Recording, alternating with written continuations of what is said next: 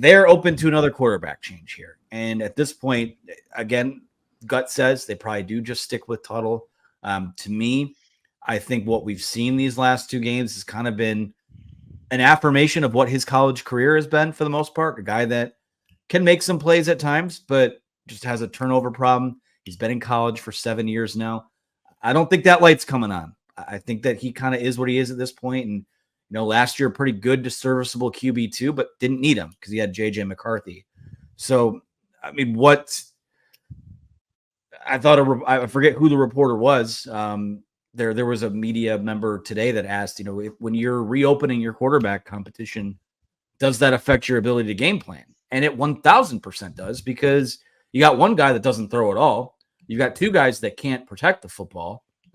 So I don't know. Do we have any feel on where this is going? What you would do at this point?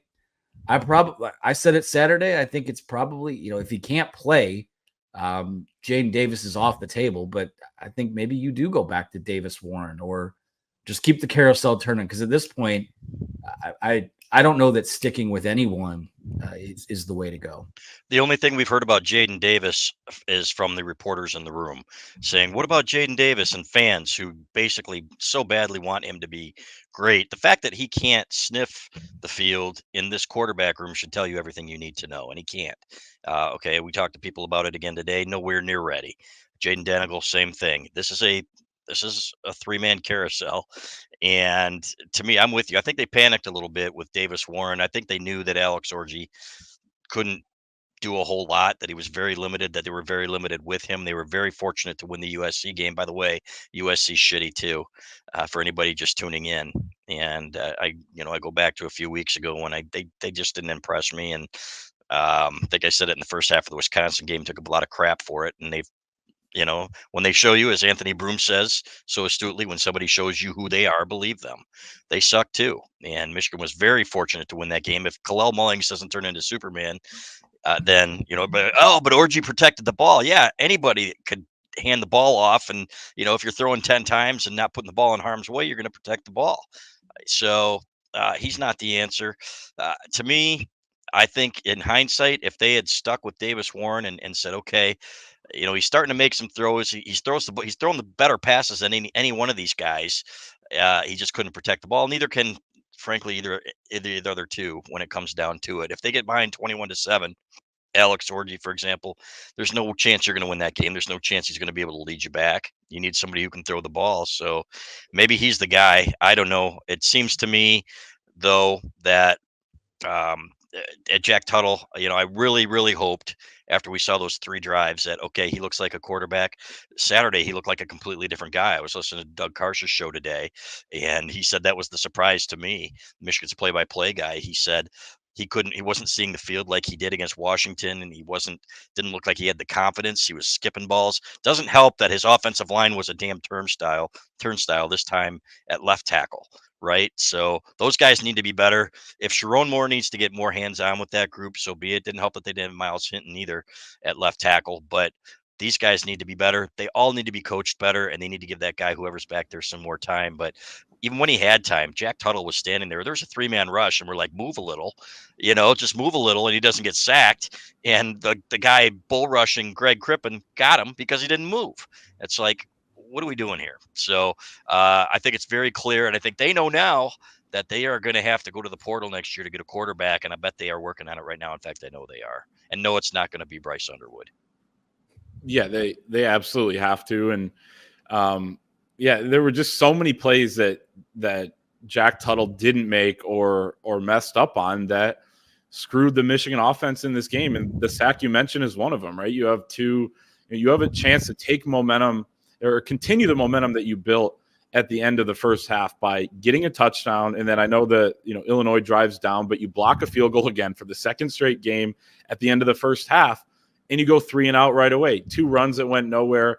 And then the sack on the 3-man rush where you could just evade him. Like, his eyes are downfield, but you got to have some sort of presence in the pocket and to feel that and understand what you need to do. Move out of the way, and you're buying yourself time. You're either going to run for a first down or somebody should come open. Of course, it's hard to say that with this receiving core that Michigan has, but that's one of them. The 3 straight throws on the second to last possession when Michigan's down 14 that he just missed, and plenty of others. He skips the one to Frederick Moore at the beginning of the game. 2 out of the 3 first plays were complete misses by Jack Tuttle. So with that being said, is there a better option than Jack Tuttle? I thought maybe they throw Davis Warren in there at the end of that game on Saturday. And, I think he would have been the next guy up based on watching who was warming up in the timeouts. He was throwing. Alex Orji wasn't, from what I saw. So I think he would have been the guy. And of course, you wouldn't throw Orji in that situation anyway, because he can't throw all that effectively.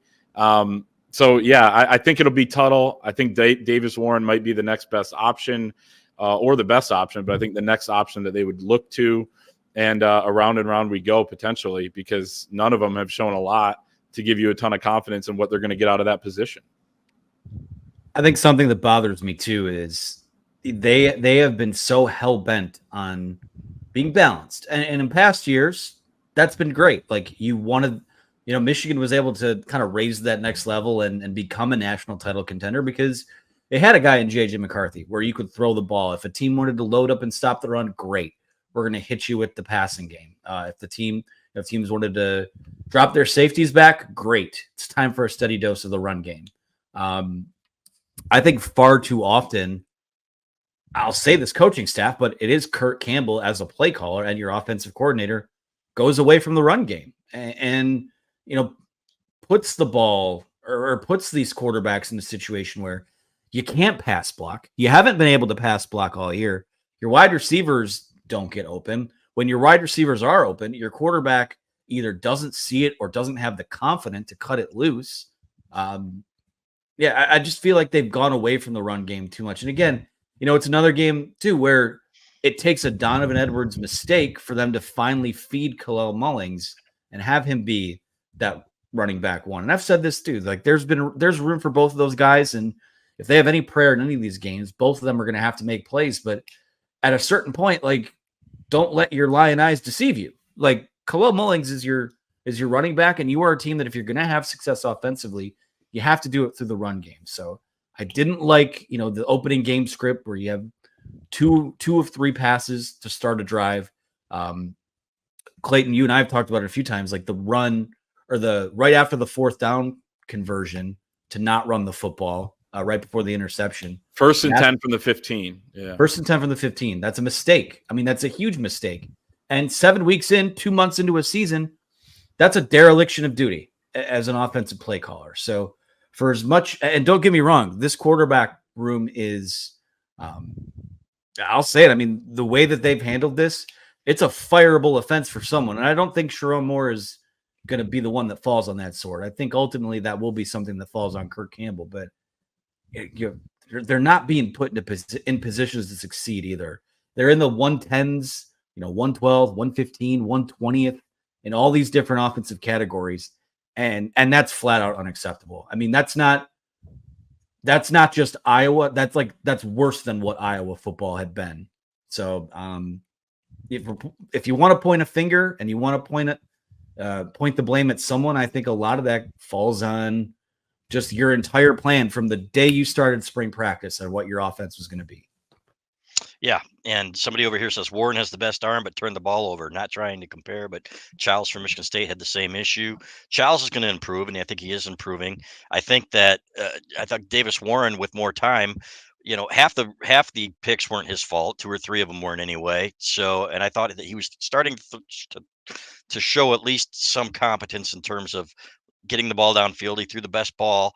He didn't have some of the crappy throws that Orji and Tuttle had, but I want to make this clear. I don't have a dog in the fight other than the guy I think can do better, and I don't think any of them are any are good enough at this point.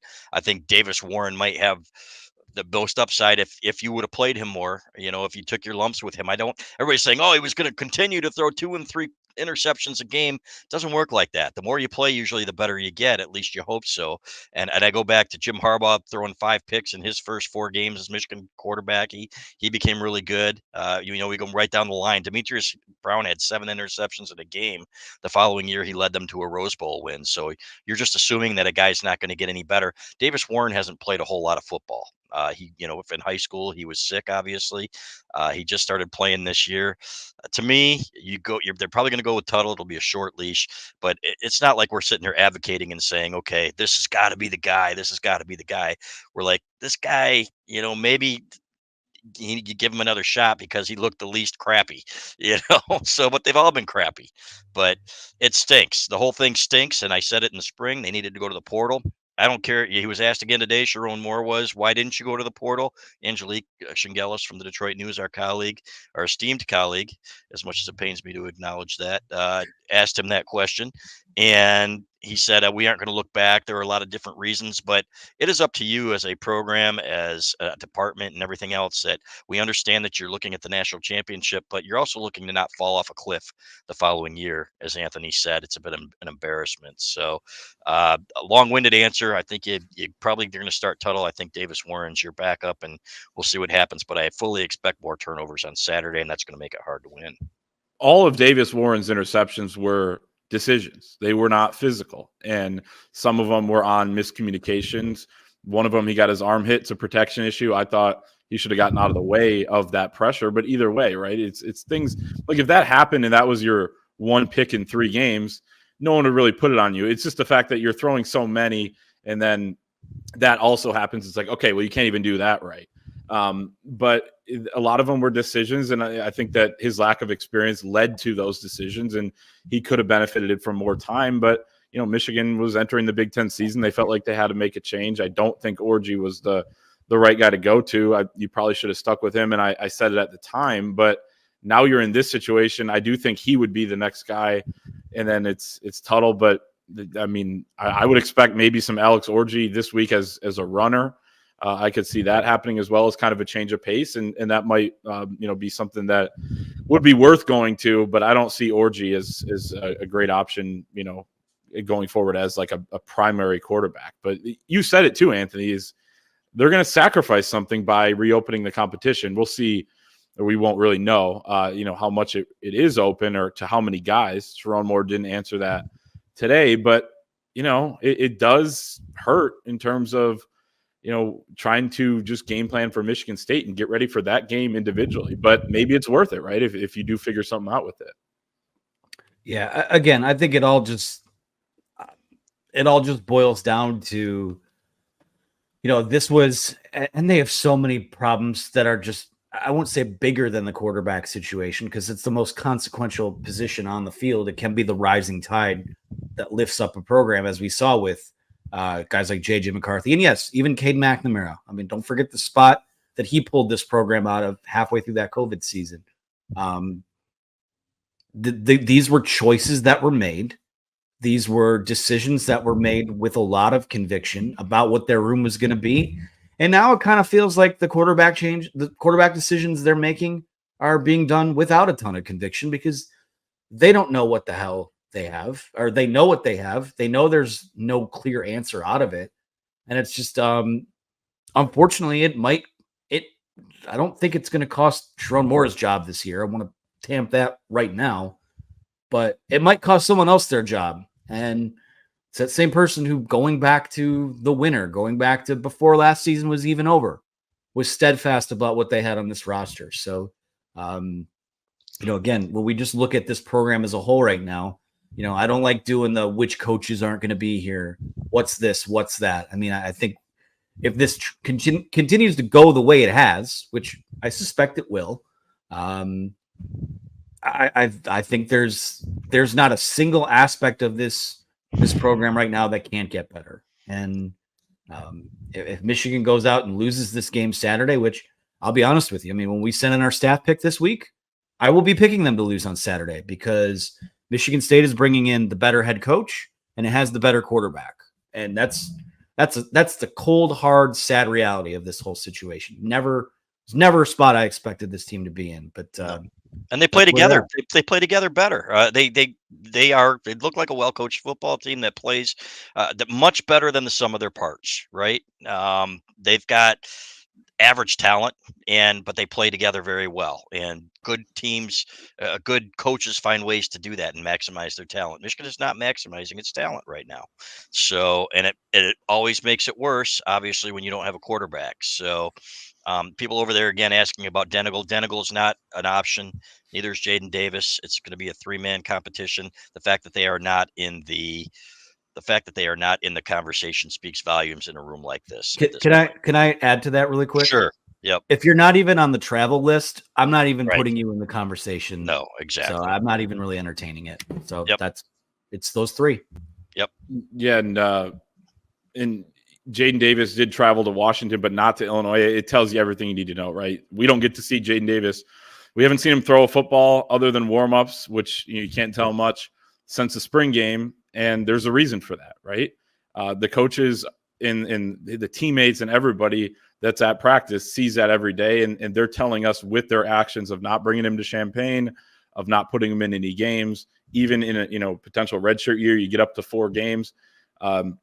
They're telling us that he's not ready. But yeah, I mean, Michigan State, they may be maximizing their talent. Michigan still does have a lot more talent and played as bad as it could on Saturday. I don't think they're going to play that bad. So they certainly have a chance. But Michigan State has had, kind of a roller coaster of a year, and it has not been very good. They barely beat Maryland. They barely beat Florida Atlantic. They lost 3 straight games. They lost at Boston College. They win 1 game against Iowa.